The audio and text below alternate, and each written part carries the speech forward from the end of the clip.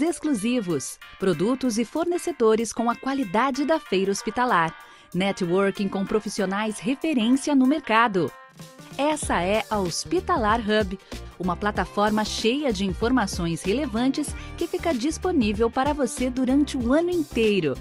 Queremos conectar toda a nossa comunidade de saúde para que as trocas de conhecimento e experiências sejam cada vez mais completas e frequentes. Sim, na Hospitalar nós não nos limitamos aos 4 dias de evento. Na plataforma, você vai se conectar com empresas, encontrar fornecedores e conhecer nossa vitrine de produtos, além de contar com nossa biblioteca e mais de 250 vídeos de eventos realizados por lá. É um amplo universo de conhecimento com mais de 30 anos de experiência e conexão. Unimos a nossa especialidade de conectar pessoas e negócios com as mais relevantes iniciativas do setor. Os profissionais de saúde podem se manter atualizados, realizar conexões com empresas e encontrar as melhores oportunidades de negócios. Afinal, queremos que você esteja conectado conosco 365 dias do ano. Hospitalar Hub. Combinamos ações digitais para manter nosso público conectado e atualizado.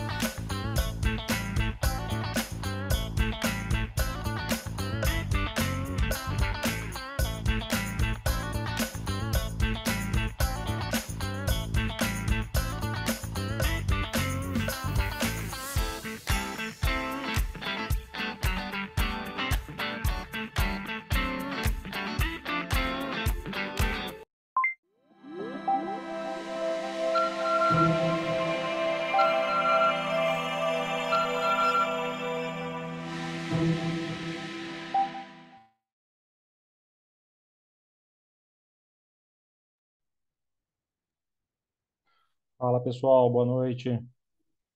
Tudo bem? Boa noite, Luiz. Boa noite, Lúcio. Boa noite, tudo Boa bom? noite, Lúcio. Boa noite, Luiz, Ricardo. Ricardo. Bom, gente, estamos aqui nessa, falando boa noite, mas é boa tarde ainda, né? Pois é, estamos em algum fuso horário aí, Ricardo. Mas vamos lá.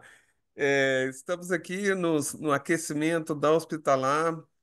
A Becrim foi convidada para dividir esse aquecimento, para trazer um pouquinho do conteúdo da Arena de Engenharia Clínica que nós vamos estar trabalhando, a Becrim e o Einstein juntos pela quarta vez na Hospitalar, e nesse ano Hospitalar 2025 nós vamos fazer o terceiro seminário latino-americano de engenharia clínica. Então, para isso, nós trouxemos um grande engenheiro clínico muito famoso da história da engenharia clínica para falar um pouquinho de um tema que ainda é muito interessante a gente discutir, que a gente trouxe essa temática desde a época do Covid e que até hoje nos desafia como engenheiros, que é a questão da gestão dos gases medicinais.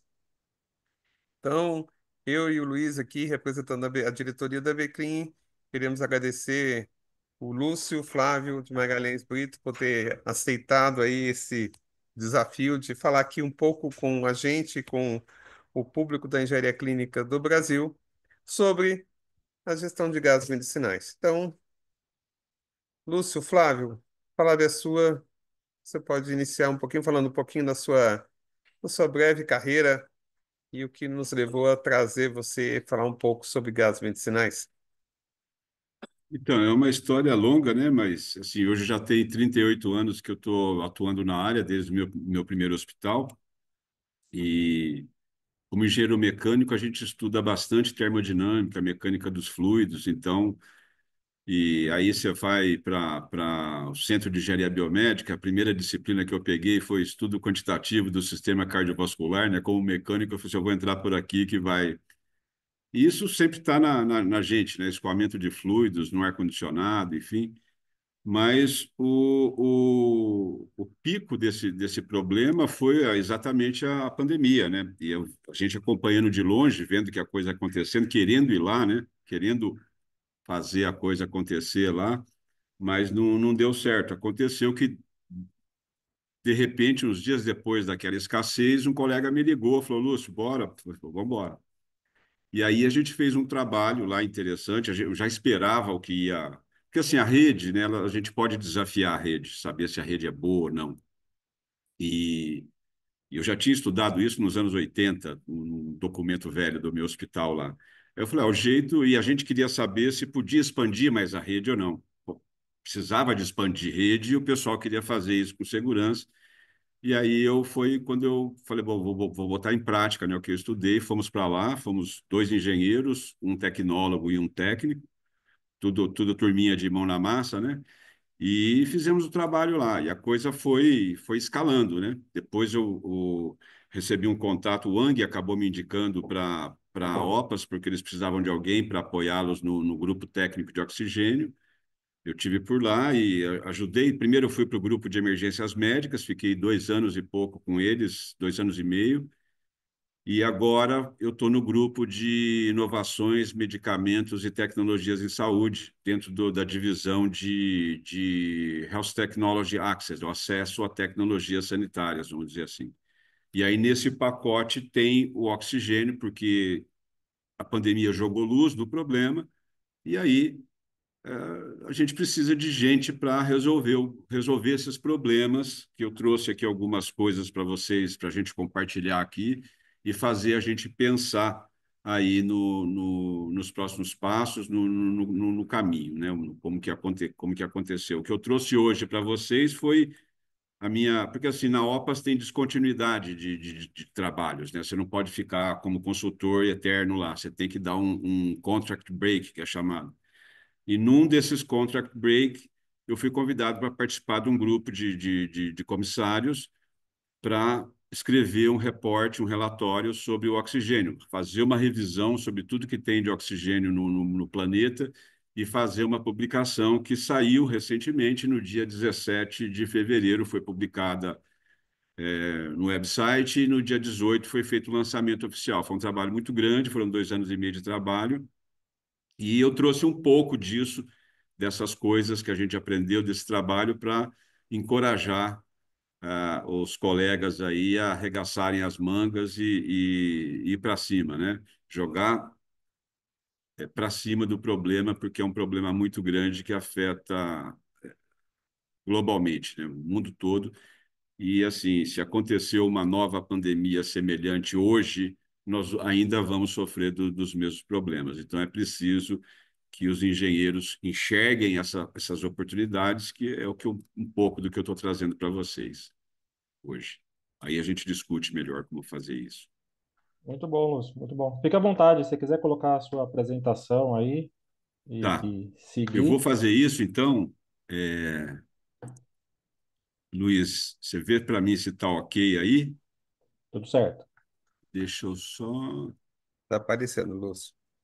Se eu tiro isso aqui, eu sempre me atrapalho com esse cara aqui, mas vamos lá. Bom, vou passar, eu vou ligar o cronômetro aqui, a gente tem até as 19, não é isso?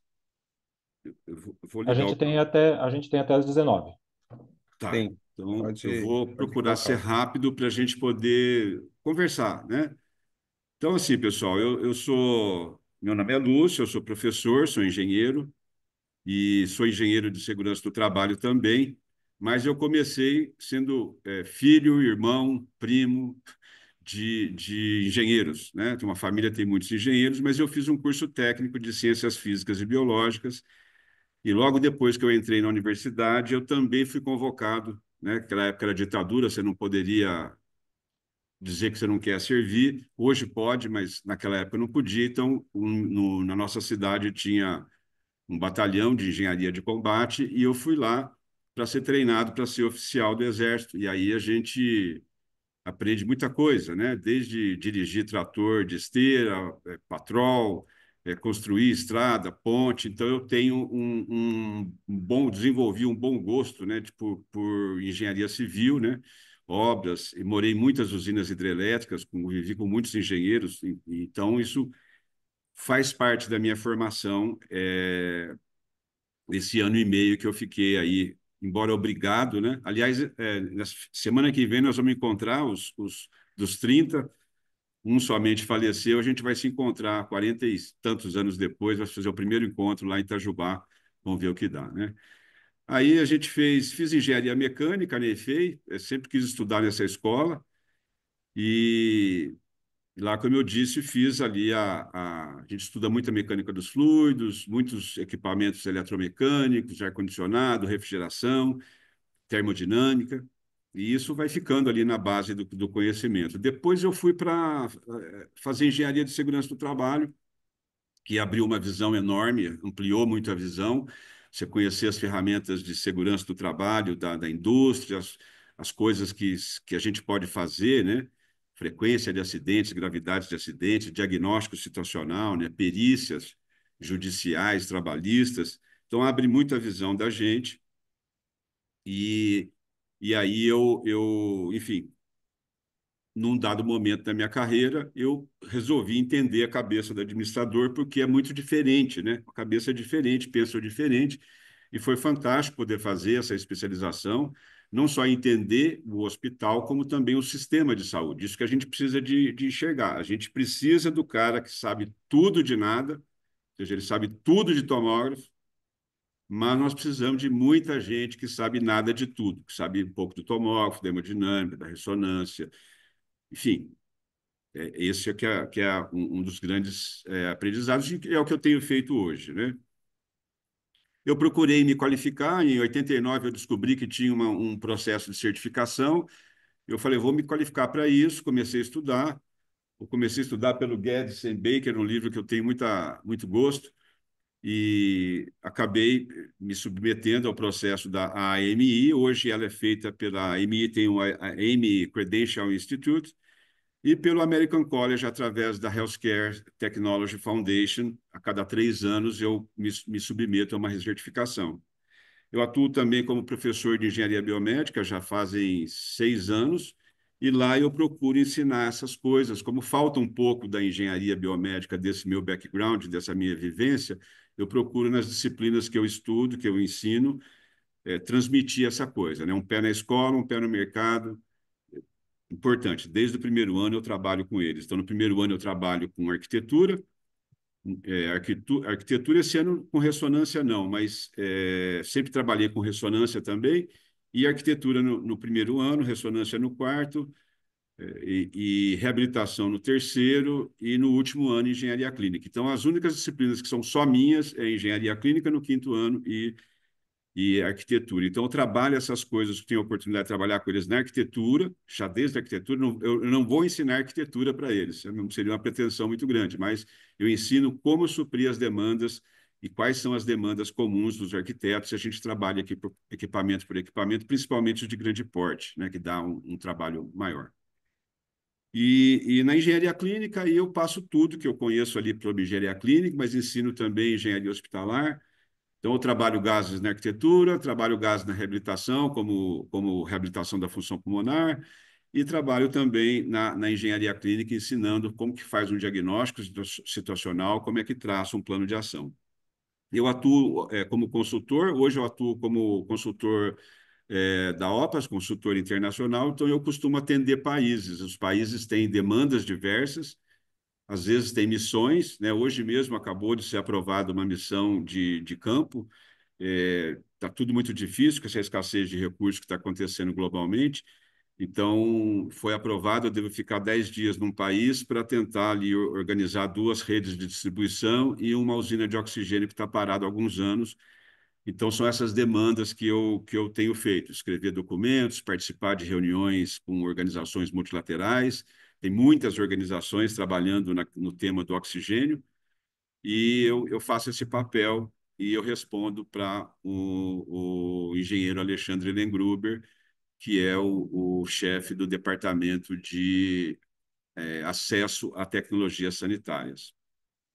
E sou professor do canal, né, de Escola de Engenharia Clínica, que é o canal que a gente tem no YouTube, onde a gente leva conteúdo lá toda semana e com o objetivo de jogar luz, mostrar nossa profissão, mostrar para as pessoas que a gente existe e que a gente está aí para ajudar e que a gente consegue ajudar e que a gente sabe ajudar, né? E aí, tudo começou assim, bom, então é isso a apresentação. Eu falo assim, a história da engenharia clínica é a história de cada um, né? Então, conte sua história. Fiz um vídeo para o canal do Manual do Engenheiro Biomédico, que é a minha história da engenharia clínica no Brasil. Cada um tem a sua e cada um tem uma história diferente, que todas elas se complementam. Mas o que eu estou trazendo para vocês hoje foi o resultado desse trabalho que foi feito. Toda vez que tem um tema, né, que é pouco estudado, que talvez negligenciado, um problema de saúde urgente, que requer pesquisa ou uma revisão científica, a The Lancet, que é uma revista médica que tem mais de 200 anos, ela tem uma divisão que é The Lancet Global Health. Então, ela lançou essa comissão, chamado Medical Oxygen Security, e onde a gente previa 2 anos de trabalho. E, normalmente, essas comissões elas têm 20 comissários, que são aqueles que se preocupam diretamente com o tema, são 40 advisors, que também estão ali ajudando no processo, e tem os pesquisadores principais, que são ligados a universidades, e a gente tem gente da Austrália, até tem gente do mundo todo. Desses 20, eu acho que nenhum é do mesmo país, tá? São pessoas que trabalham lá. E, assim, Ricardo, eu não sei o que aconteceu, mas eu fui escalado para ser o engenheiro dessa equipe, entendeu? Então, eu tive que trabalhar com essa equipe, a grande maioria era médico, tinha um farmacêutico e eu de engenheiro ali para ver como é que eu poderia ajudar, principalmente com a experiência de campo, né? Porque você tem o pesquisador, né? E a gente tem a gente do campo lá que tem que suar a camisa, tal, você não fica no ar-condicionado, né, sempre que você fica, tal, então são visões complementares, e esse negócio startou basicamente pensando em 4 linhas de pesquisa, que seria qual que é o peso da doença, né, da hipoxemia. Só lembrando, a gente tem falta de oxigênio no sangue, que é a hipoxemia, e a gente tem falta de oxigênio no órgão, né, no músculo, por exemplo, que é a hipóxia. Então, qual que é o peso dessa doença? Como existe o Banco Mundial aí de doenças, né? Esqueci o nome agora, Global Disease Burden, onde os dados estão ali, são dados epidemiológicos, né? A frequência com que as doenças ocorrem, como elas se distribuem numa região. Então, uma linha foi qual que é o peso dessa doença, os problemas de acesso, né? O que é acesso ao oxigênio, né? As soluções, as questões políticas, econômicas e financeiras, tem dinheiro aí, muita gente sabe que é mal usado, né? E em 4 pilares, que são nos 3 níveis de cuidado, desde o básico até o mais sofisticado, vamos dizer, em todas as idades, considerando as indicações e os sistemas de saúde. Então, se você vê aqui, nesse cantinho, a gente tem aqui, ó, Biomedical Workforce. Uma das coisas que eu mostrei é o seguinte, porque nesses países mais da língua inglesa, principalmente, você fala biomed, eles entendem que somos nós, entende?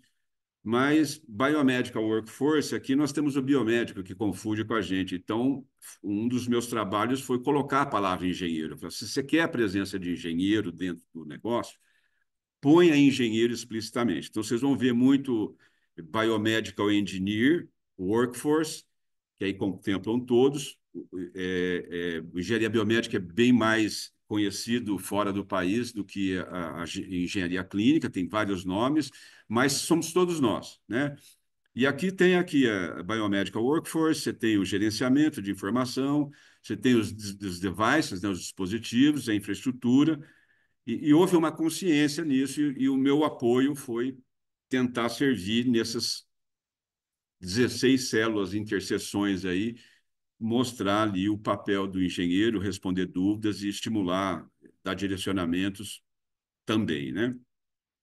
Seguindo adiante aqui, ou seja, de início, né, eu pensei que eu ia trabalhar mais aqui, nas soluções e no sistema de saúde, mas você vê que tem necessidade por todo lado. É só você abrir o canal de audição e entender, tá preparado para interrelacionar com diferentes linguagens, né, você encontra pontos para você ajudar. E daí foi publicado esse documento, né, reduzindo a inequidade, porque assim não são todos que têm acesso, muita gente morre por falta de diagnóstico de que tem uma doença tratável por oxigênio. A gente não valoriza o oxímetro aqui, quem está em São Paulo, né, tem aí aos montões, mas tem lugar que não tem, né? Então você não tem nenhum diagnóstico e não é o padrão ouro de diagnóstico, né?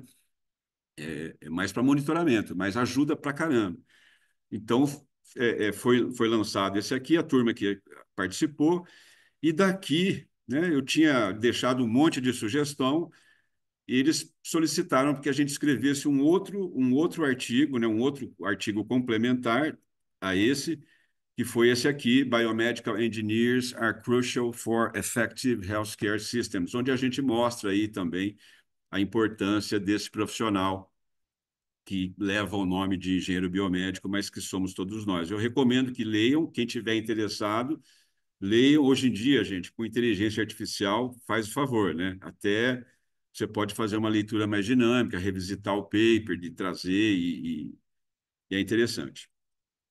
E aí, o que eu sempre bato na tecla é o seguinte: a gente tem. Como é que é o processo? A indústria hoje separa o oxigênio do ar, tem várias tecnologias, transporta até o hospital. No hospital, com os conhecimentos teóricos e práticos nossos de engenharia, dando suporte para todas essas tecnologias, que vai desde a criogenia até o fluxômetro, por exemplo.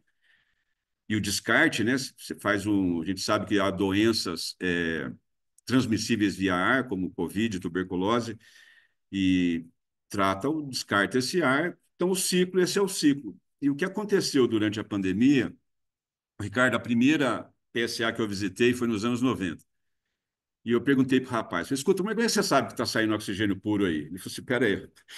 Ele acendeu um cigarro, fomos no tanque, tinha uma mangueirinha dessas, plástico rígido, né? Ele encheu a boca de oxigênio e soprou no cigarro aceso. O cigarro queimou assim em 10 segundos. Era esse o padrão de qualidade, né?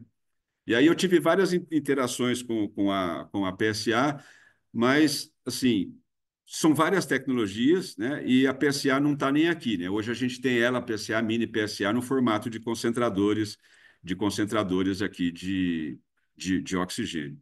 E o que aconteceu, ou seja, a PSA, ela sempre foi uma vítima, entendeu? Ela foi sempre uma vítima de quem? Do mercado como ele é hoje, né? Muitas vezes monopólio, duopólio. Aqui no Brasil até a gente tem bastante diversificação, mas assim, sempre gerou uma dúvida na cabeça será? É bom, não é? E veio a pandemia, né? Um caso que eu cito sempre é o Peru. O Peru começou aí, tinha umas 9, 10 PSA no país, hoje eles têm mais de 200. Tá? Então, o que aconteceu com a pandemia é que a indústria foi para dentro do hospital. Ou seja, com o advento da PSA, primeiro que ela mostrou que ela que foi a solução, a Organização Mundial da Saúde gerou aí vários documentos para a farmacopeia, é, é, colocando isso, né, essa questão. Hoje, os nossos ventiladores pulmonares, se eu não me engano, pela IEC, ele tem que ser capaz no mínimo, detectar 90% de pureza. Então, hoje a PSA está aí, não só a PSA, como a VSA, a VPSA, que são tecnologias semelhantes, né, que aí entra a gente para ajudar a escolher o que é melhor para o hospital. Mas esse é o ecossistema, isso tem que ter uma visão, né? Então, por que falar sobre oxigênio? Primeiro, que ele é essencial, é insubstituível. Em 2023, a gente propôs uma resolução para a Assembleia Mundial da Saúde, que foi aprovada por unanimidade, onde a primeira recomendação é que o país ponha na sua lista de medicamentos essenciais o oxigênio como o medicamento essencial. A nossa última lista foi 2022, ainda não colocamos. Eu tentei contato com o Padilha quando ele era da Casa Civil, estou tentando contato com ele ainda, né? Porque tem que fazer alguma coisa. E aí a pandemia revelou, né? Não só revelou o problema, mas também é, ajudou a agravar, né, esses problemas que a gente tinha e muita gente morreu por falta de acesso ao oxigênio. Tem muitos depoimentos de pacientes que a gente conseguiu durante esse estudo. E assim, e precisa da gente, precisa de engenheiro. Não tem como, cara, fazer o negócio sem engenheiro. Não tem, esquece. Sem engenheiro, sem técnico, sem tecnólogo, não vira, não acontece. Então, aquela discussão, nossa, sempre vai além da compra, né? O negócio, comprar não é o problema. Então, assim, tudo que a gente fez pela engenharia clínica no Brasil é só fazer a mesma coisa para o oxigênio, que não tem como dar errado, entendeu? Tá tudo pela hora da morte, mesmo aqui nas grandes capitais, né? Não tem um hospital que escapa de um olhar atento, entendeu? Não tem um hospital que escapa. Então, essa é uma situação. Então, do que depende, né, para você ter acesso? Você precisa de produção, né? Hoje a gente já produz vácuo, a gente já produz o ar comprimido medicinal, muito malemar mesmo. Se você for lá para cima e perguntar mesmo ali, ó, você vai ver que a turma começa a patinar. Isso eu atribuo a um forte crescimento, um forte trabalho que a gente fez na engenharia clínica e um fraco trabalho que a gente fez na engenharia hospitalar. Porque ainda a gente vive muito nós e eles, isso não é uma boa para o péssimo para o hospital, né? Quem for capaz que cuide do negócio, né?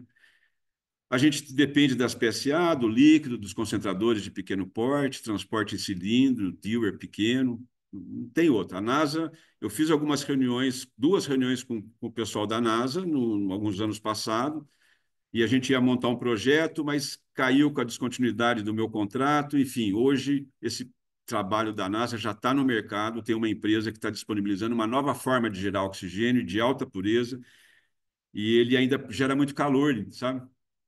E você pode gerar água quente, inclusive, talvez produzir vapor, inclusive, como subproduto desse trabalho. Então, é um trabalho muito interessante. A gente depende de armazenamento e transporte. Hoje, o nosso armazenamento é todo alugado de oxigênio. A gente aluga tanque, a gente aluga manifold, aluga cilindro. Pô, faz um estudo aí de viabilidade, né? A gente encontra tanques no mercado com 30 anos de idade, 35 anos de idade, né? Então, já são dicas aí. Depende também da distribuição interna, né? Da gestão de alarmes, por exemplo. Se você vai no hospital, pega qualquer um que está passando perto do alarme, pergunta o que é aquilo ali? Ele vai falar alarme. Qual que é a pressão que ele toca? Pronto, desaba o mundo, né? E se você perguntar o que ele faz depois que toca, aí você vai ter a noção real do que está acontecendo.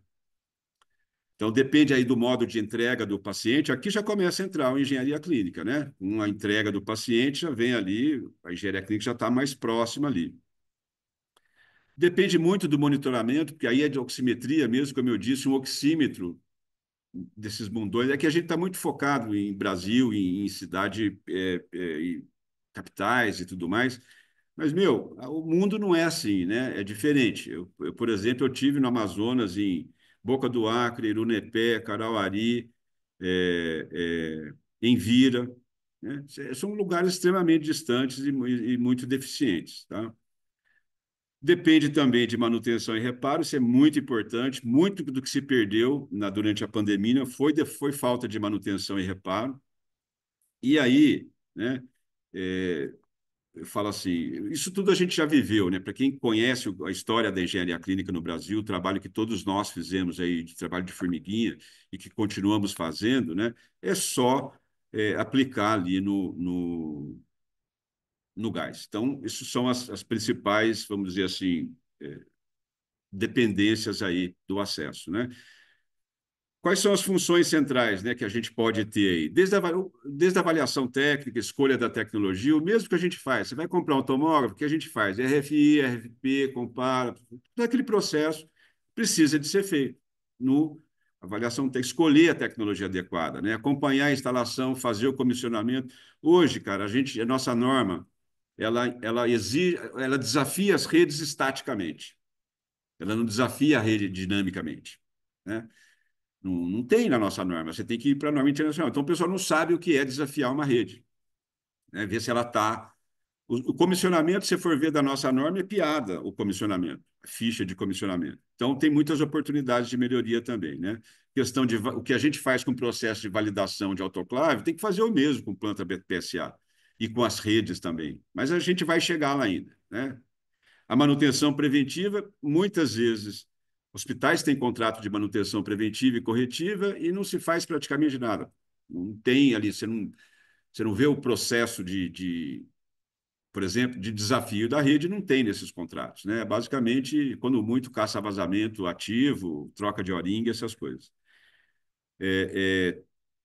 Treinar, né, educar o uso ali, apoiar políticas públicas. O Ricardo teve aí muitos anos à frente ali numa situação de serviço público. Felizmente, a gente tem encontrado engenheiros sendo contratados das secretarias de Estado. Então, a gente mesmo fez uma proposição para a Secretaria de Estado aqui de São Paulo. A gente recebeu feedback recentemente que talvez o nosso projeto avance, né? E é espaço para trabalho também. Aí depois, ou seja, sem engenharia, né? Sem engenharia não adianta, né? Desde o desperdício até a prevenção de morte evitável, né? Além da garantia de segurança. Também temos os acidentes, também que não vou entrar muito em detalhe. Quais são as principais barreiras, né? Tem um documento, para quem não conhece, tem um documento da Organização Mundial da Saúde, tem uma biblioteca que foi criada lá e tem uma delas que trata dos recursos humanos. Então, a média global é de 0,33 engenheiros por 10 mil habitantes. Em países de baixa renda é 0,05. Aqui, da média, dá 6 vezes menos. Não tem engenheiro. Sabe o que é? Não tem engenheiro, cara. Você chega lá, não tem engenheiro. Então, aí é você com quem estiver lá, que em geral são os artífices, né? E a média dos países de maior renda é 0,6 por 10 mil. E o que nosso estudo mostrou é que a gente precisaria aí, até 2030, de chegar em 0,4 engenheiro biomédico por 10 mil habitantes. Então, é só fazer a continha aí para ver o que está faltando aí no planeta em termos de engenharia para essa área, né? Má distribuição geográfica, todo mundo fala, onde você quer trabalhar? Fala assim, olha, eu quero trabalhar naquele hospital, perto do metrô, perto de casa, né? Ninguém quer ir para longe. E eu falo assim, e tem muita necessidade, né? Precisamos de engenheiros que estão dispostos a ir mais longe, né? Tem poucos dados sobre o assunto, equipamentos, falhas sobre os equipamentos, falhas de equipamentos, realidades, né? E assim, principais barreiras ainda, a cultura do descarte, né? Falta de financiamento para reparo, o cara compra, quebra, ele descarta. Olha, eu preciso de um novo.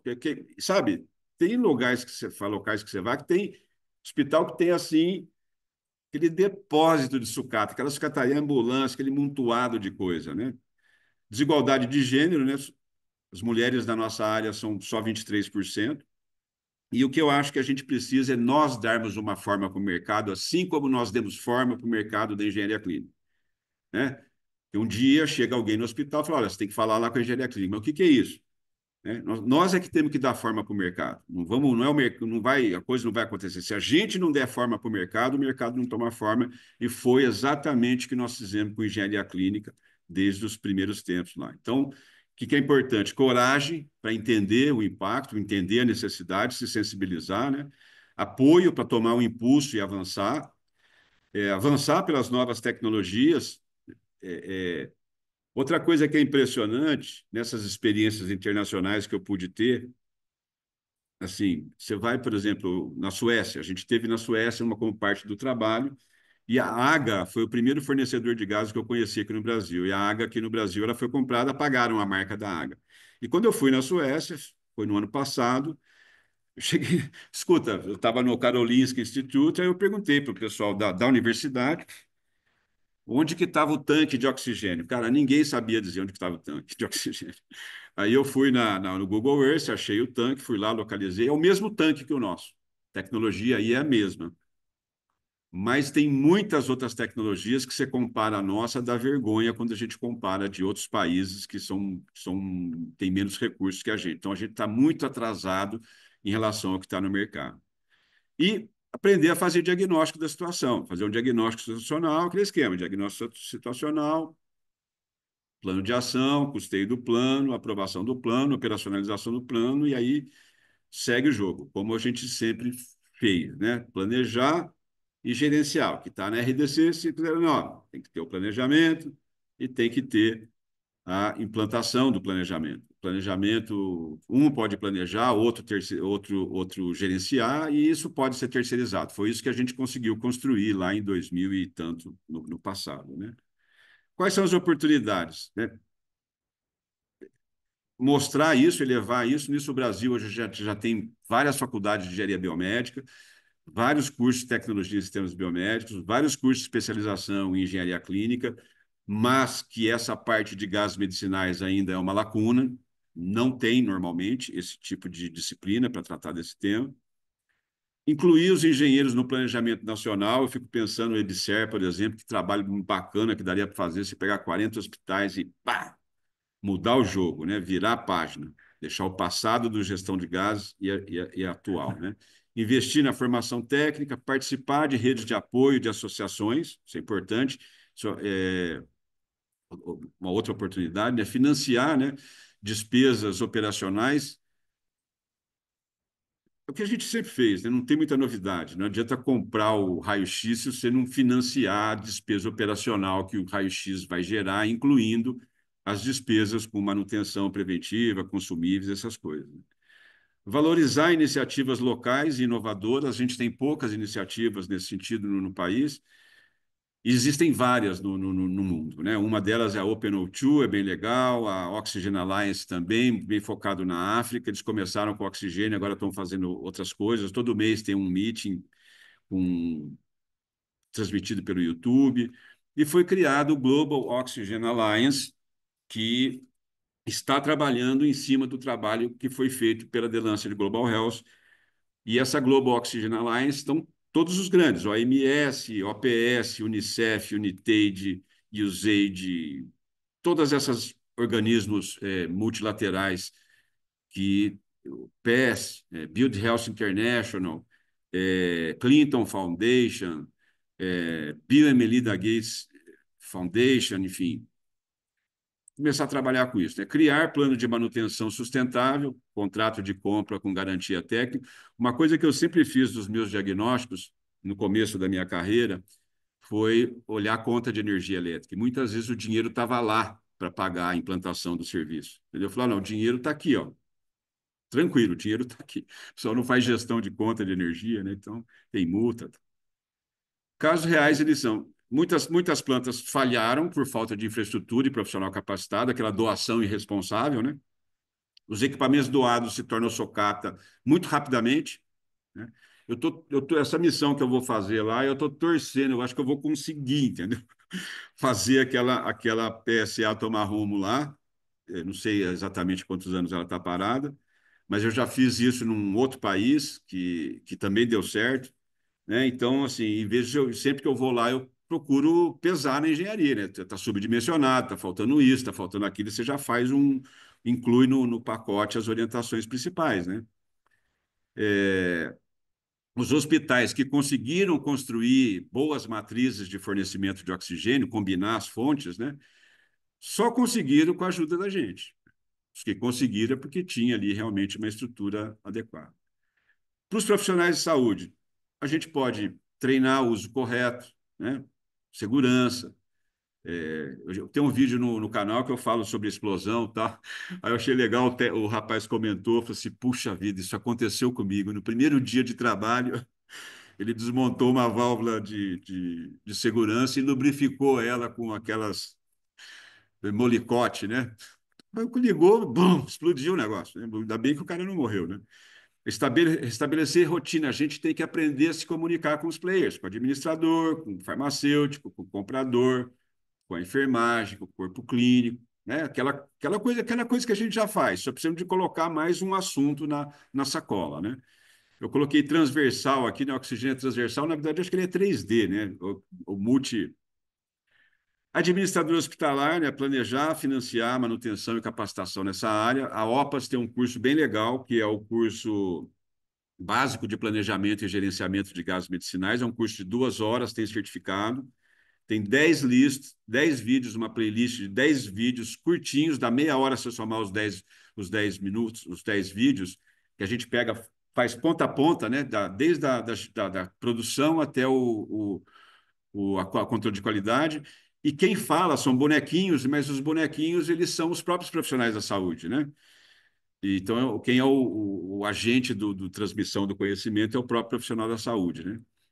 A engenharia clínica, né, ampliar essa visão de gerenciamento de risco. Aqui no Brasil, a gente só tem o que? Desmoronamento de massa seca, de massa úmida e alagamento. É o que mais a gente tem, né?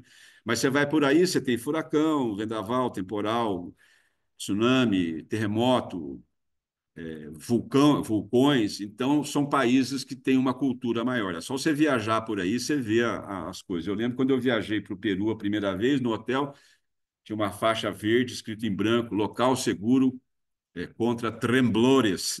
Nossa, aqui é de verdade. Então, ficar esperto. Engajar com diferentes públicos, né?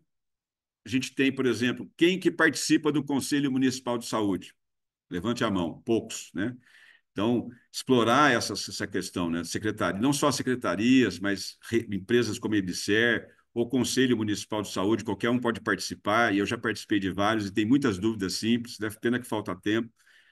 Participar de redes de associação, a Beclins, BEB, American College, Sociedade Argentina, a Peruana de Engenharia Clínica, Global Clinical Engineering Alliance, enfim, tem uma série de atividades. African Women in Biomedical Engineering Alliance, a gente pensa, a gente não vê na África, mas tem várias associações ali, tem várias associações, o pessoal está trabalhando legal. Atuar com inovação local, né? Manutenção baseada em evidência, não é só fazer o contrato de manutenção, né? Quais são as evidências de que esse contrato de manutenção está dando resultado, né? Trabalhar com doadores tomadores de decisão que definem políticas públicas, apoiar a universalização. A gente já tem essa questão do SUS aqui no Brasil, é bem mais desenvolvida, né? Mas o acesso também tem que ser universal, né? Engajar com diferentes públicos. Acho que aqui, na verdade, aqui está repetido, mas com doadores, né, ajudar o doador, porque às vezes o doador doa com boa vontade, mas ele não sabe que ele está fazendo uma má doação, porque o hospital não está preparado. Eu acho que o Ricardo também viveu muito isso no ReforSUS, né, daquelas problemas de entregar equipamento, preparar site, né, e de definir também, ajudar a definir a responsabilidade daqueles que recebem as tecnologias. Então, eu preciso a engenharia, ela consegue catalisar essas coisas, né, mas depende de pessoal com competência técnica, né? Depende de pessoal que seja valorizado por essa competência e depende da estruturação da engenharia clínica também. Isso é uma frase uma das frases no artigo, né? Sem engenheiro não tem acesso sustentável ao oxigênio, né? E não é só investir em oxigênio, mas também em equipamentos. Não é só investir em equipamento, mas pessoas, né? Formação, estrutura, dados e política, porque nós não temos um analisador de redes de oxigênio, por exemplo, né? A gente tem para elétrica. Para elétrica você faz, você sabe como que faz. Fala, olha, esse quadro elétrico aqui suporta mais uma carga de 10 quilowatts? A gente sabe fazer, né? Vai lá, mede a corrente, vê a área do cabo, tá olhando na tabela, vê a queda de tensão, você fala, não, pode botar aí que não tem problema. E para o gás, como é que é? E aí, queria chamar atenção para esse artigo de novo, um artigo velho, muito bom, tem que ler, né? Quem quer, sabe, ter um bom ponto de partida aí para planejar o futuro, apesar de velho, já está com 22 anos de idade, o futuro da engenharia clínica, o desafio da mudança, né, que o Grimes escreveu, né? Aqui tem uma charge do Dilbert, né? Pô, mudar é legal, né? Mas você muda primeiro, né? Muda primeiro, aí eu vejo como é que é essa mudança. Se essa mudança for legal, eu mudo também, né? Então, ler isso para verificar isso aqui. O serviço de engenharia, não vou nem falar da engenharia clínica exclusivamente, mas qualquer engenharia bem feita, bem intencionada, que ajude o hospital a enfrentar as pressões tecnológicas, econômicas, demográficas e culturais, por exemplo, o país está envelhecendo, né? As doenças de velhos vão aparecer. Os aspectos regulatórios, né? Hoje eu fiz uma apresentação para um grupo de esterilização, que é o Dia Internacional da Esterilização, da ciência da esterilização, né? E eu comentei essa questão. Eu fiz uma revisão regulatória. A gente não tinha nada. Eu mexi com óxido de etileno, cara, na autoclave nossa lá, a gás, óxido de etileno. Tentei recuperar óxido de etileno. Viajei para o Paraná para visitar um cara que recuperava óxido de etileno, que era muito caro. E não tinha a mínima noção de que era tóxico, mutagênico, carcinogênio, virucida, bactericida e etc. Né? Então, se a gente o hospital sofre muita pressão todo dia está lá na porta dele uma pressão tecnológica, uma pressão, compra o novo é melhor, esse novo é mais rápido. Então, aquele que conseguir fazer isso na área de gases, não tem como dar errado, né? Não só na engenharia clínica, mas expandir, né? Outra coisa que eu aprendi, eu uso muito, estava na Federal de Uberlândia, falo muito para meus alunos, né? Eu aprendi lá que a gente não precisa de sair da zona de conforto. Falar, você tem que sair da sua zona de conforto. A gente só tem que ampliar a zona de conforto, né? E eu já passei por vários chapéus aí na minha carreira profissional, né? O Lúcio é especialista nisso, o Lúcio é especialista nisso.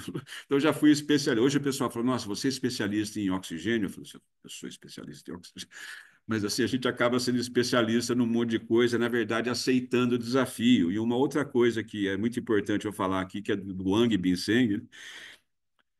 Falou assim, falou, Lúcio, não importa, cara, o que você estudou, onde você formou, o que você fez certificação, você fez mestrado, doutorado, o que importa é você aceitar desafio, né? E estar disposto a se preparar para aceitar esse desafio. Então, assim, esse é um resumo, né, que eu trouxe aqui para vocês.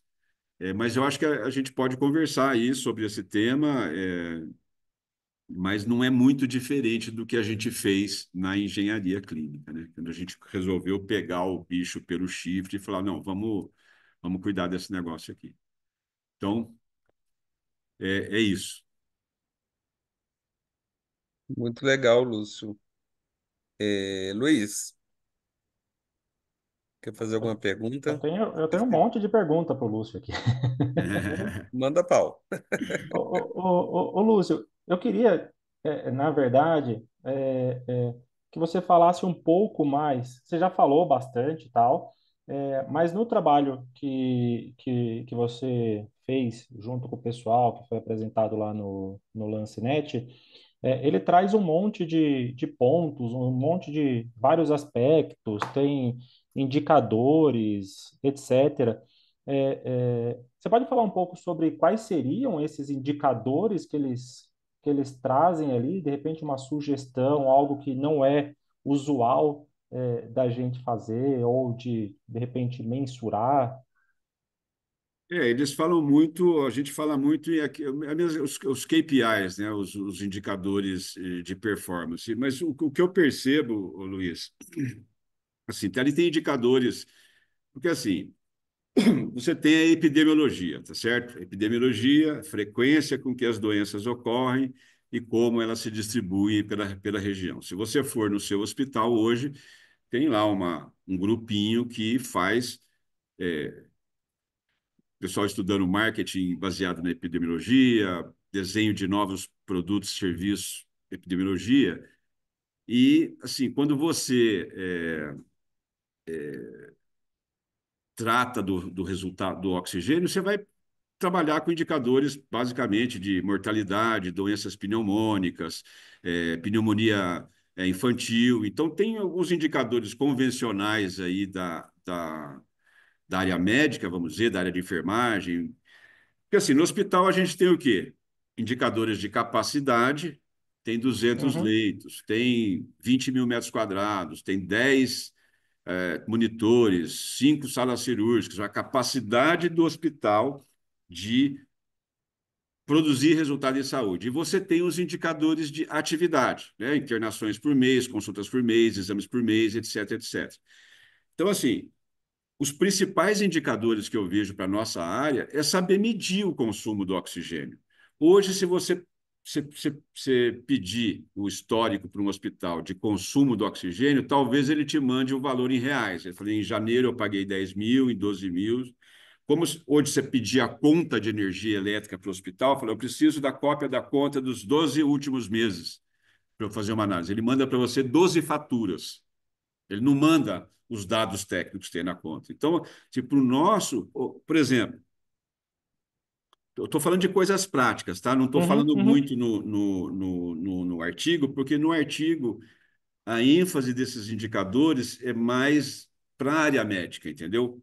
Tá São bom. os indicadores da área médica e a gente. É porque é complicado você, num documento dessa dimensão, da organização dessa dimensão, você ficar insistindo para esses indicadores que seriam nossos. Por exemplo, você recebe o oxigênio líquido no seu hospital no dia 28 do mês, tendo gás para mais 2 semanas. Você mede, você sabe o seu consumo semanal, mensal, horário, você sabe medir o consumo instantâneo, você fala, pô, não precisa de gás hoje. Mas ninguém faz nada, né? Então, o que acontece é que você recebe o gás, a nota fiscal entra no dia 28, vai ser contabilizada nesse mês, mas o consumo vai se dar no mês seguinte. Então, você já começa a ter erros aí. Né? Quem que faz isso? Cara, ninguém faz isso. Ninguém faz isso. O cara abre a porta e fala, ó, bota aí o gás que você quer. Vai Né? lá.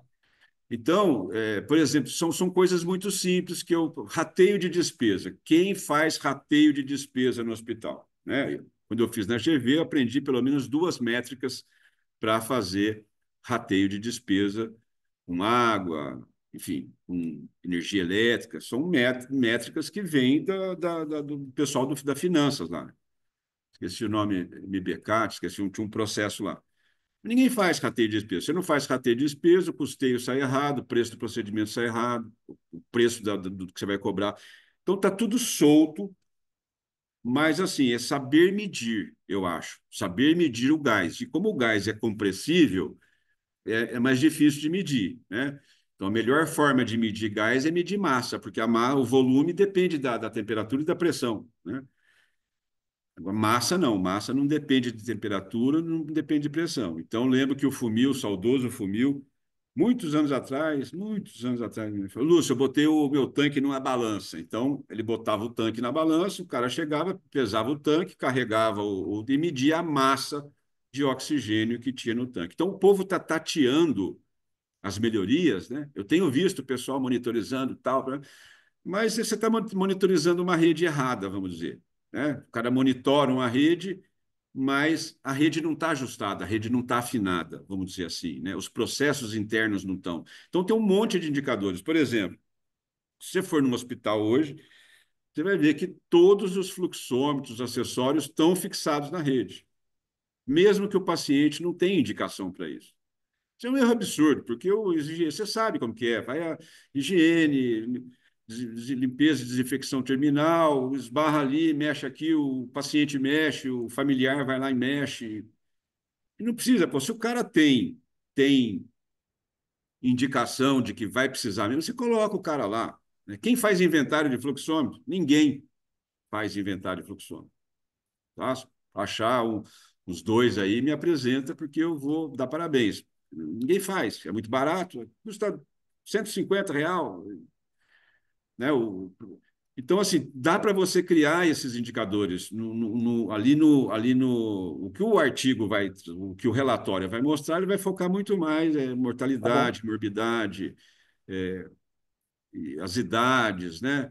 Expectativa de vida, porque a ideia é o seguinte: indicador mais forte, que eu, infelizmente, Luiz, eu não trouxe de cabeça, é muita coisa, mas é o seguinte: tem um número que se chama DALY, DALY, que é uma mistura de morte prematura por uma doença e de expectativa de vida saudável. São dois outros indicadores que você mistura e a gente fala o seguinte: para cada dólar, não estou com o número na cabeça, tá? Mas para cada dólar que eu botar no oxigênio, são quantos anos, quantos DALI que eu ganho na vida de uma pessoa, tá? Se você procurar isso no artigo, da DALY, é que essas coisas, eu francamente, né, eu não, sendo franco, eu não me interesso muito por isso, porque ainda mais num estudo desse, você estava com os tops dos caras que fazem isso, entendeu? Mas isso eu lembro da epidemiologia que a gente estudou na GV, esses indicadores, né?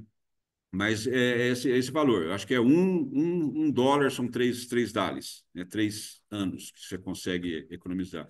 Agora, na nossa área, não deu para ter esse alcance, não deu para aprofundar e, assim, não teria nada de novo. O que eu tenho mais é o que está faltando, né? Por exemplo, né? Os alarmes, né, de hospital, de pressão que toca. Onde que toca? Quando que foi calibrado? Toca certo?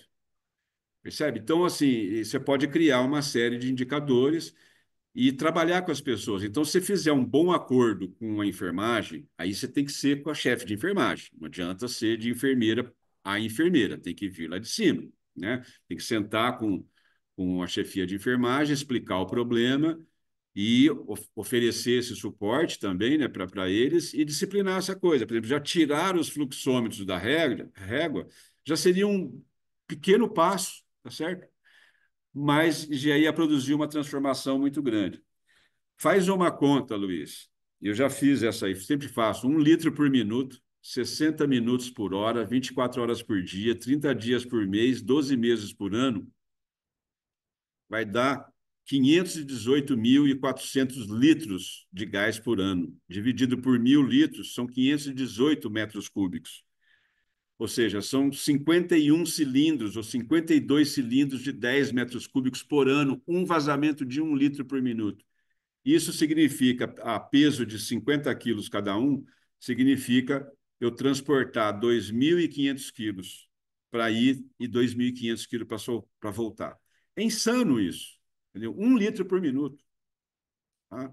Então, você imagina o potencial de redução e de economia que tem um bom trabalho de planejamento, né, diagnóstico, planejamento e gerenciamento de gás medicinal. Tem que entrar na rotina contínua das pessoas. Luiz, você vai indicadores, né? Você vai em hospital fazer o diagnóstico, eu já fui em vários, aí tem uma etiqueta adesiva colada no cilindro, ou em plástico, bem organizado, assim, com o logo do hospital, falando assim, ó, mantenha, quer dizer, não use todo o oxigênio, deixe 20 kgF por centímetro quadrado de residual. Não faz sentido, entendeu? Porque você manda para encher, a primeira coisa que o cara vai fazer é um vácuo dentro do cilindro, vai jogar tudo fora. Então, assim, eu fiz uma aula esses dias no nosso canal também, falando sobre os 3 saberes, os 3 tipos de conhecimentos, né, que a gente usou para desenhar o curso, e os sete saberes necessários à educação do futuro, que faz parte de um livro do Edgar Morin, uma história longa aí. Mas um dos primeiros saberes é ensinar sobre o erro e a ilusão, né? Então, por exemplo, o gelo que forma no evaporador. Todo mundo acha que tem que tirar aquele gelo lá, entendeu? Então, tem gente que põe chuveiro, tem cara que põe fotocélula, quando a luz assim, sabe? E você fala, meu Deus, por que os caras estão fazendo isso aí? O oxigênio evapora, sim, acima de menos 183 graus Celsius, ele evapora. Se o gelo está a 0 graus, você tem um delta de 180 graus ali, percebe? Então, tem muito conhecimento como esse dos 20, ó, deixe o residual para o oxigênio, porque sei lá por que tem que ser, porque vai entrar alguma coisa, vai contaminar lá dentro. Então, tem essas ilusões, né, que as pessoas acham que estão fazendo certo, como deixar o fluxômetro na régua, porque vai que o cara precisa. Mano, você acompanha o paciente, você faz lá a anamnese, né? E mesmo assim não é nada desesperador você ir correndo, sair, pegar um fluxômetro, uma máscara no posto de enfermagem e colocar no posto. Então, eu acho assim, continuar a medir o dinheiro, né? O dinheiro é importante, principalmente você mostrar quanto que reduziu, né? E melhorar essas métricas do recebimento. O cara te entrega o cilindro com gás, você acredita que tem o gás que tem lá a quantidade, você não faz nada, você põe lá e pronto.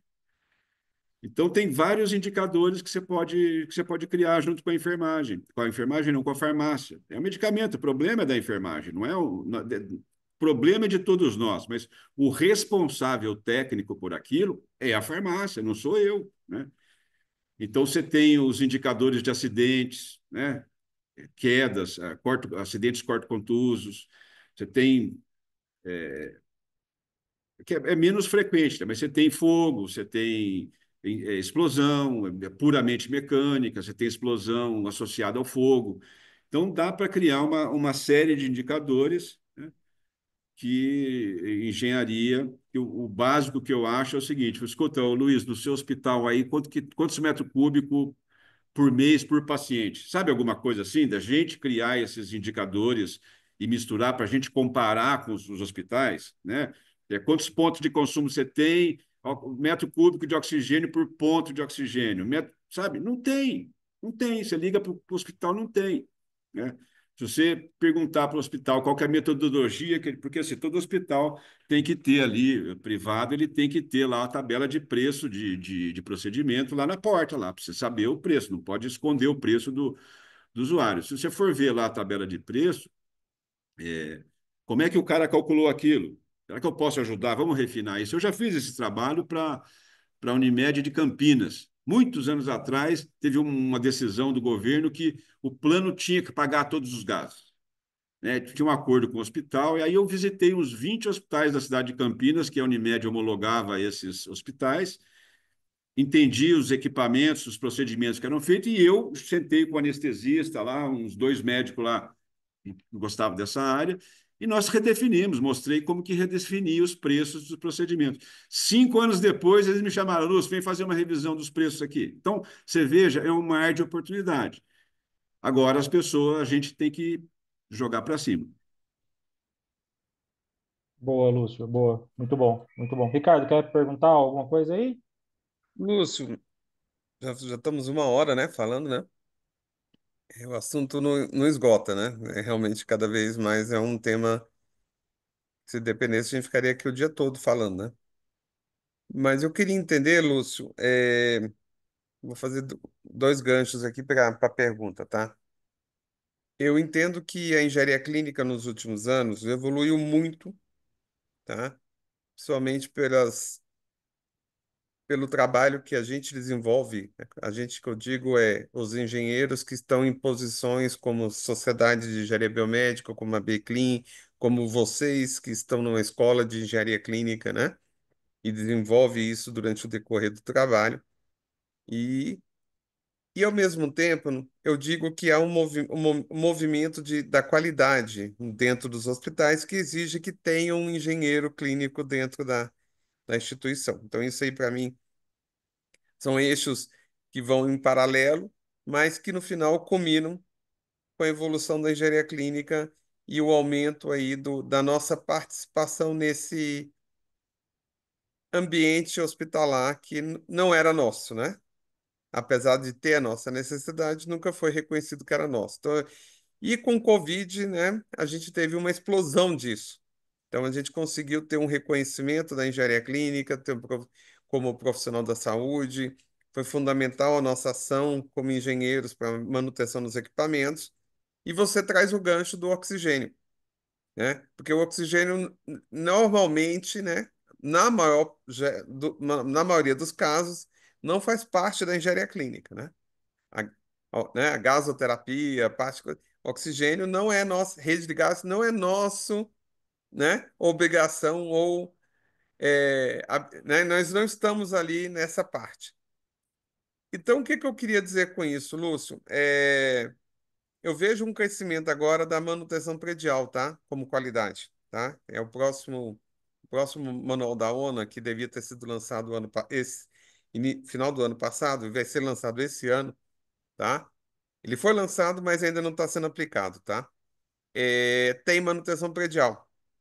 Então, a parte de gás vai estar lá dentro. tá? É, eu falo que vai ter um avanço aí. Em paralelo, você fala a questão de toda essa dinâmica que foi feita de valorização né, de todo o serviço de oxigênio, do uso do PSA, tal. Então, o que eu queria colocar, falando disso, eu queria perguntar para você: conseguimos avançar mesmo depois do Covid? Aprendemos a lição que nós Não, precisamos tá longe. ter um padrão de qualidade? Ou ainda precisamos aprender com isso? Isso que eu queria Tá longe. entender. Você que está lá na linha de frente, e não só em nível nacional, mas como nível internacional, como você acabou de pontuar, né, bem claramente para todo mundo aqui, que o seu trabalho foi muito maior até fora, né, do que no Brasil, né, porque no final é onde que estão dando oportunidades. Então me explica como conseguimos avançar e se não conseguimos, o que que você acha que deve ser feito aí no tom de Anvisa, governos e sociedades para que a gente possa começar a trabalhar isso e não esperar né, uma próxima onda. Então, o que acontece é assim, Ricardo, você sabe que eu não gosto do termo manutenção predial porque ele não mostra, ele esconde a verdade, tá? Se a gente pegar a resolução 218 do CREA, das 18 atividades do engenheiro, 3 fazem menção à manutenção, 2 em forma de reparo e uma usando manutenção. Então, quando você pensa, o hospital que pensa a manutenção é a manutenção que ele vai ter. E o mais longe que ele vai chegar é na preventiva. Então, eu já acho que se você trata o negócio como manutenção do prédio, em vez de uma engenharia para o hospital, que é o maior equipamento médico que existe, você não vai ver nenhum equipamento médico maior do que um hospital, com fonte de alimentação, com fonte de gás, com ventilação, com dados, com circuito fechado de TV, sabe? Um organismo vivo aquilo lá. Então, eu acho que eu vou te mostrar uma coisa aqui. É como eu fui treinado, né? Isso aqui a gente tinha 2 livros, né? Isso aqui é do James O'Weir.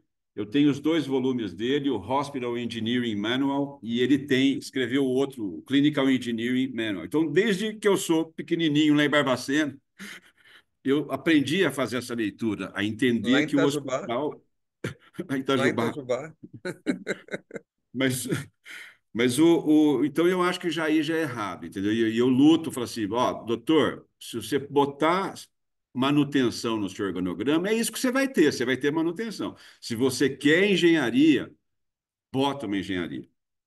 Outra coisa que eu acho é que os processos de auditoria de qualidade, pelos hospitais que eu visito, muitos deles acreditados, entendeu? Tem muita coisa que passa, viu, Ricardo? Tem muita coisa, porque o olhar é outro, entendeu? Quando você pega um cara como eu, que está 38 anos, pulando de hospital para hospital, falando com diferentes pessoas, com diferentes profissionais, com diferentes mercados, eu vejo cada coisa, eu falo, como é que esse hospital está acreditado? Partindo dessa premissa. Mas eu acho que é um caminho. Eu acho que é um caminho para começar a jogar a luz. Hoje a gente teve uma reunião lá da Sobrasp não, da Remesp, no meu caderno de notas está na outra sala, mas agora vai ter uma norma ISO sobre gestão hospitalar, enfim. Eu acho que essas tentativas são boas, ajuda a valorizar e jogar, por exemplo,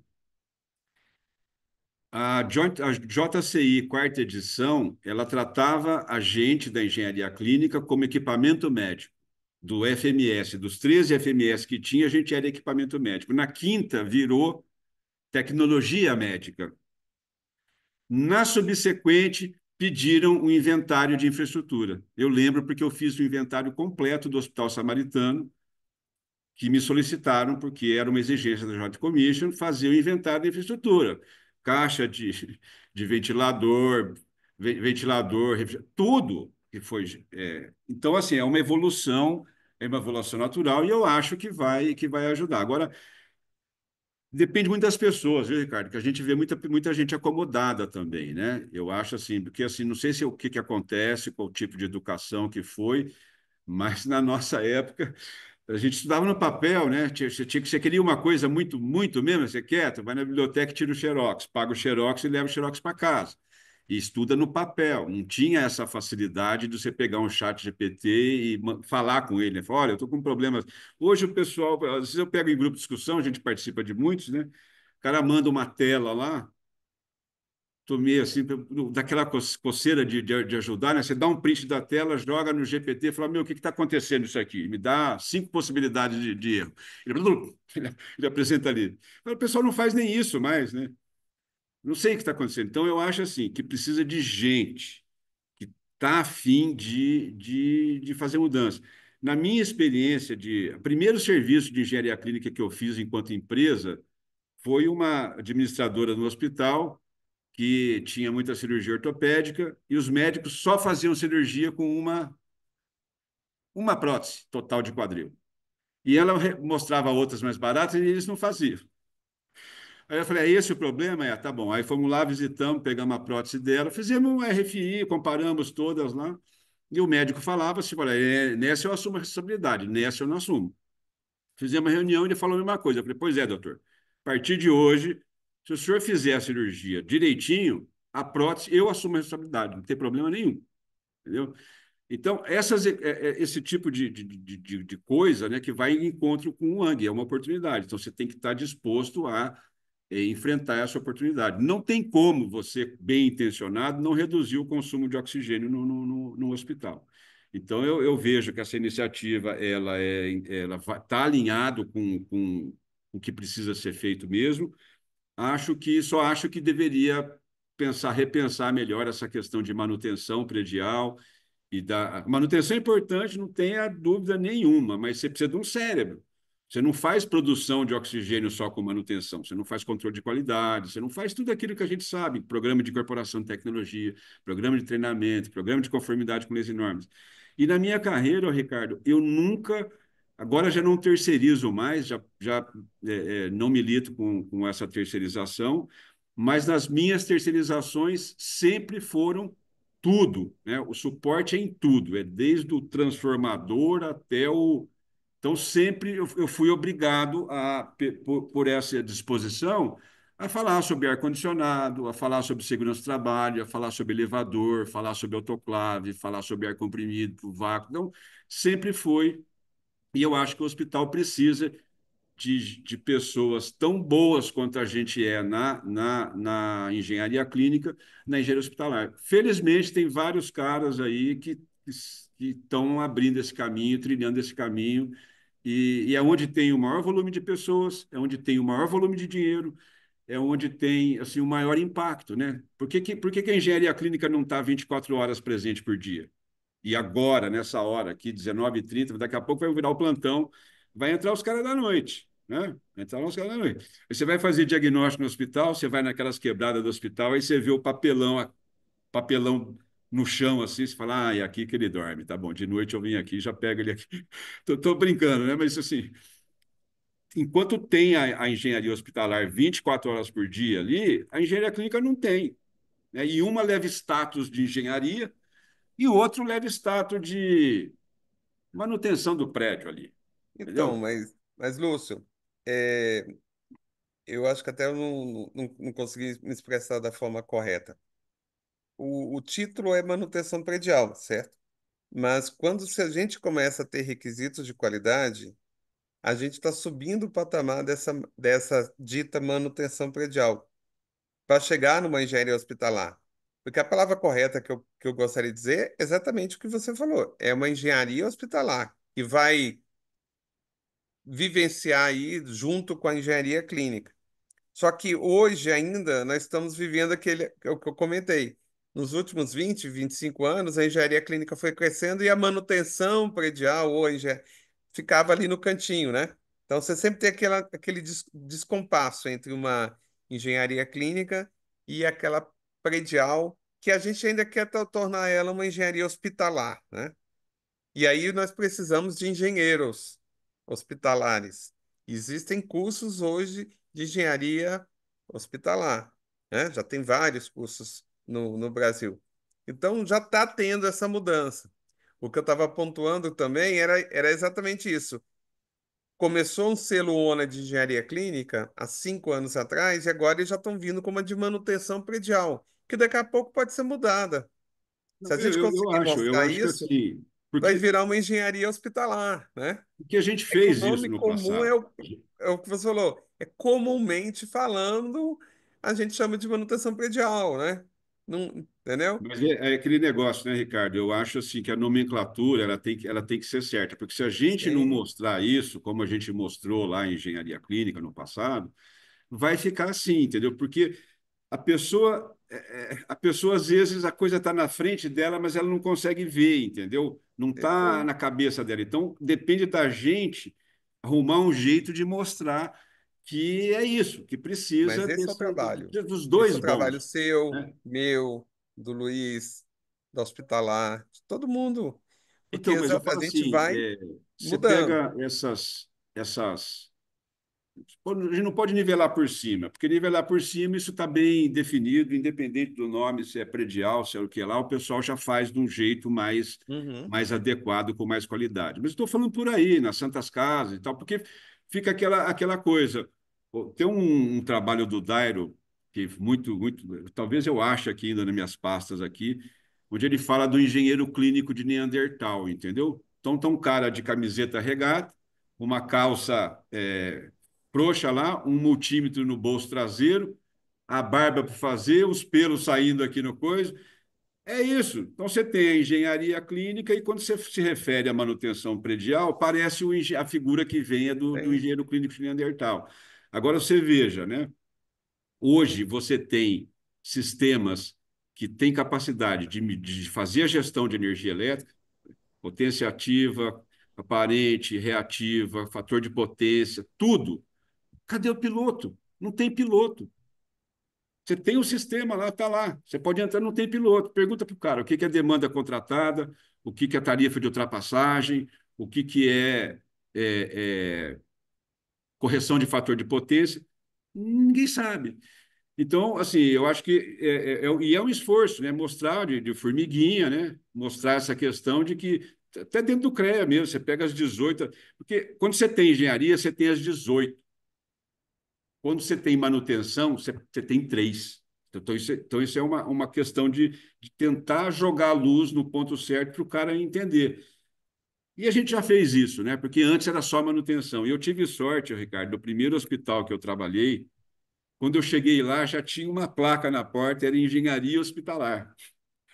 Tá? Então, assim, tudo que a gente fazia, e o cara era muito bom de obra, gostava de fazer muito, aprendi muita coisa de fazer com orçamento de obra, acompanhar a obra.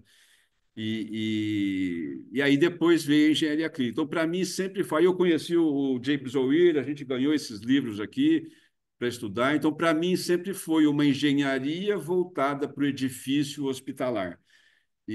Porque manutenção predial, sei lá, o prédio de empresa lá, empresarial, alguma coisa que não tem resultado em saúde. Você compromete paciente com ar-condicionado? Compromete. Paciente queimado, transplantado. Você compromete com água? Compromete. Entendeu? Então, você precisa de realmente um cabra que esteja ali alinhado para dominar todos esses conhecimentos que a gente quer. Hoje eu falei sobre o acidente de Caruaru, em 96, morreram 60 pessoas lá com uma toxina por causa da qualidade da água, né? Então, você veja que a gente tem alguns argumentos, agora tem que seguir aí do toar da carruagem e ver como é que se ajusta isso. Eu sempre oriento a tratar o tema como uma engenharia, né? Uma Ô, engenharia Lúcio, com N braços ali aproveitando um pouco essa discussão, hoje 99% ou mais da gestão de gases medicinais, se feita ou se não feita, está com a engenharia hospitalar ou está com a manutenção predial em pouquíssimos lugares, acho que dá para contar nos dedos aí, os lugares que a gestão dos gases medicinais está efetivamente com a engenharia clínica, né? A gente é sabido disso. E aí você citou aí o acidente de Caruaru, e eu vejo os gases medicinais muito parecido, tem um super equiparado com o que a gente tem na RDC-11, que a gente fala de hemodiálise, que há o tratamento da água, né, para hemodiálise, aquilo ali hoje é gestão da engenharia clínica, né, não está com a engenharia hospitalar. E eu entendo que a gestão dos gases medicinais, pela criticidade, não que energia elétrica, não que água, não que os outros utilities aí não sejam menos importantes, mas eu entendo isso como um sistema crítico de suporte efetivo à vida. Entendo que isso deveria ficar com a engenharia clínica. Eu acho que você, de alguma forma, concorda comigo nesse tema.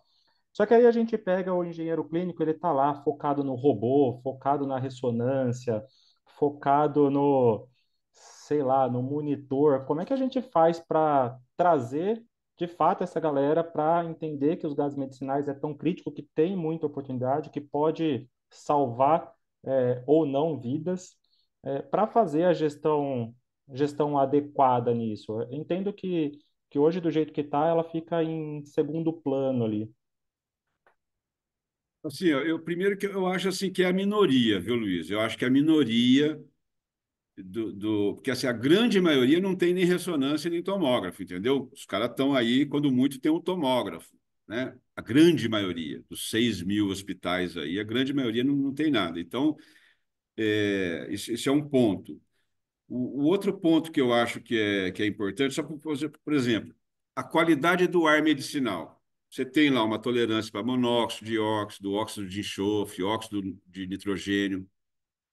Me mostra um colega Ácido nosso aí Arvada. que faz análise da qualidade do ar medicinal que o paciente do hospital respira. Percebe?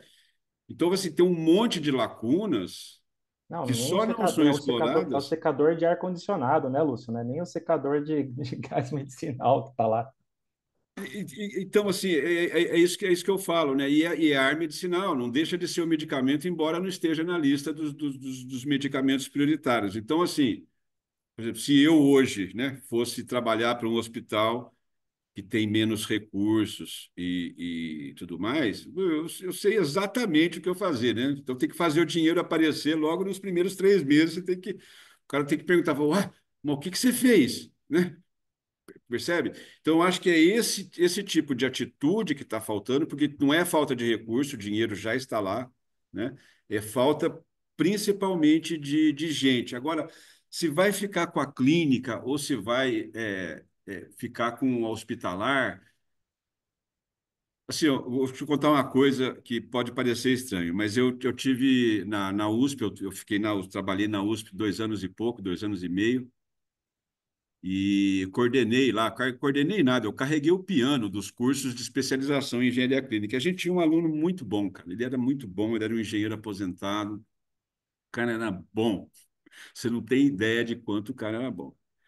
Eu tenho uma ideia, as provas que ele fazia de ciências médicas, os professores levavam na faculdade de medicina para mostrar como é que se faz uma prova de medicina, entendeu? O Ciro. E o Ciro, ele formou. A gente falou, vamos contratar o Ciro, né, pô? E contratamos o Ciro. E o Ciro, eu e o Ciro começamos a trabalhar juntos. E o Ciro era muito gozador, além de tudo. E um dia ele chegou para mim e falou: sabe uma coisa? Fiz esse curso aqui. E o cara já é experiente, o cara já vivido, experiente. Fiz esse curso aqui, andamos aí nos hospitais juntos aí. Olha, eu acho que esse negócio de engenharia clínica é tudo bobeira, viu? Só uma engenharia bem intencionada aqui já faria o maior estrago, vamos dizer assim, entendeu? De melhoria. Então, assim, às vezes a gente fica um pouco preso na tecnicalidade do nome, porque o que eu acho do engenheiro clínico? Ele tem que saber conversar com o médico, com o enfermeiro. Quando o cara falar lá um, as coisas dele, né? Cara, eu recentemente passei por um problema que o meu filho teve uma pedra nos rins e fez um atomo, pedra de 3 milímetros. Passou um tempo, fez numa posição. Passou um tempo, fez um ultrassom, a pedra ainda estava lá com 4 milímetros. Falei, tudo bem, o ultrassom vai dar um erro. Aí passou umas 4, 5 horas, o médico foi lá e falou: vai ter que fazer cirurgia do seu filho para remoção da pedra. Eu falei: por quê? Porque o ultrassom deu uma pedra de 4 milímetros. Eu falei: doutor, mas a do tomógrafo não deu de 3 milímetros? Percebe que a justificativa para fazer o coisa podia ser: olha, o tomógrafo fez a pedra de 3 milímetros, está numa posição ruim, o ultrassom mostrou que não andou, o tamanho não importa, porque o tomógrafo mais precisa, e ainda Preciso assim, por A fazer, mais porque B, tem precisa um de fazer a risco de uma remoção cirúrgica. infecção, etc. O argumento tinha que ser outro, né? Peraí. Aí ele falou: quem é você? Eu falei: não, eu sou pai dele, né? Aí ele começou ficou na saia justa, começou a falar disso, daquilo, e ele falou: não, doutor, eu entendo um pouco dessas coisas aí. Ele falou: mas o que que você faz? Eu sou engenheiro clínico. Então eu falei assim: lógico, eu não fiz por mal, o cara é foda, o cara é muito bom, tem um monte de problemas, sorte que ele estava atendendo lá. Mas você percebe, não é nem para fazer um desafio, mas para você comunicar, para você entender o outro, para você mostrar que você entende o outro. Então, se é clínico, se é isso. E depois foi mudando na minha cabeça também. Assim, você vai no Argentina, é bioengenheiro, você vai na por exemplo, me fugiu o nome, a Quênia, por exemplo, tem engenharia médica. Então, são termos diferentes. Eu acho que a gente tem que estar disposto a entender o lado do outro, descomplicar as nossas coisas. É, a, né, você chegar falando engenheiros lá, não vai rolar, cara. Você tem que dar uma volta ali. Mas o resumo, viu, Luiz? Eu sei que você participa das reuniões, espero que você esteja participando ali, porque ali é muito das Puxado, reuniões da hein? BNT, né? Tá É muito puxado, hein, Lúcio? desvantajoso ali para a gente. Você vai ter dois caras de hospital e uma turma enorme de mercado, né? Uhum. Então, e às vezes o mercado não tem a nossa visão, né? Eu acho que se eu fosse vendedor, eu acho que eu seria um bom vendedor, porque a premissa nossa, de quem está dentro do hospital, é diferente da premissa de quem está fora. Então, eu acho assim que falta engenheiro nosso dentro daquelas discussões, porque enriquece, porque Sem é bom dúvida. para todo mundo, né? Não sei que qualquer. Você viu o parto que foi para a gente admitir a pressão de 3,5 kgf por centímetro quadrado, né? Foi um parto. Se não fosse o Patrick ali iluminar todo mundo ali, a gente estava no 4 bar de tensão na rede, né? Então, eu acho assim que vai acontecer, né? Eu acho que essa questão da qualidade é um ótimo indicador. O trabalho aí já deu uma relação de profissionais por habitante. Tem uma série de oportunidades ali para quem quiser desenvolver essa área, né? Hoje a gente tem no Brasil aqui vários fornecedores de plantas produtoras de oxigênio. Uma coisa que até às vezes me envergonha, o pessoal por aí enchendo o cilindro, manja? O cara gera o Uhum. oxigênio, tem estação de enchimento de cilindro, tem compressor, faz todo o processo, até porque não tem líquido lá. Então ele tem que fazer daquele jeito. E ele faz, né? E a gente aqui não faz. A gente aluga o tanque, a gente aluga o cilindro, a gente não faz inventário de cilindro que tem número de série, a gente não confere o teste hidrostático do cilindro que o cara está botando no seu hospital, a gente não calibra as válvulas reguladoras de pressão, a gente não tem método para saber se ele está cobrando certo, a gente não acompanha a medição. Não sei se você sabe, mas o oxigênio líquido você pode alimentar ele por baixo do tanque ou por cima do tanque, para você manter a pressão de vapor num valor Uhum. constante. Eu fui num dos países que eu fui visitar, o cara mostrou que ele tinha telemetria e o fabricante dava acesso para ele. E aí eu vi num carregamento, você vê a pressão de vapor sobe, entendeu? E na verdade você tem que abastecer um pouco por cima, a pressão de vapor cai. Aí se abastece por baixo, você tem técnicas para abastecimento, para a leitura ser correta, Perfeito. né? Perfeito. Lúcio, Então, tem muito espaço para a gente Tá ótimo, Lúcio. economizar. Lúcio, nós vamos ter que encerrar. Tranquilo. Que pena, 1 hora e meia foi pouco, Foi né? pouco. Mas queria convidar todo mundo que está nos ouvindo e que depois quem vai assistir depois, estaremos na Arena da Engenharia Clínica no dia 20, 21, 22 e 23, curadoria do Albert Einstein e da ABCLIN. E agradecer o Lúcio por estar aqui com a gente, discutindo esse tema de gases medicinais. Espero que todo mundo tenha, né, melhorado um pouquinho a ideia da importância que é a gestão dos gases medicinais. Queria agradecer aí a moderação do Luiz, junto aqui ao Lúcio. E, novamente, Lúcio, agradecer a disponibilidade para você estar aqui conosco, distribuindo um pouquinho do seu conhecimento. Gente, Lúcio, agradeço a obrigado. todos. Obrigado a todos e a gente se vê no hospitalar, então. Valeu, até mais. Valeu, Lúcio. Um abraço, gente.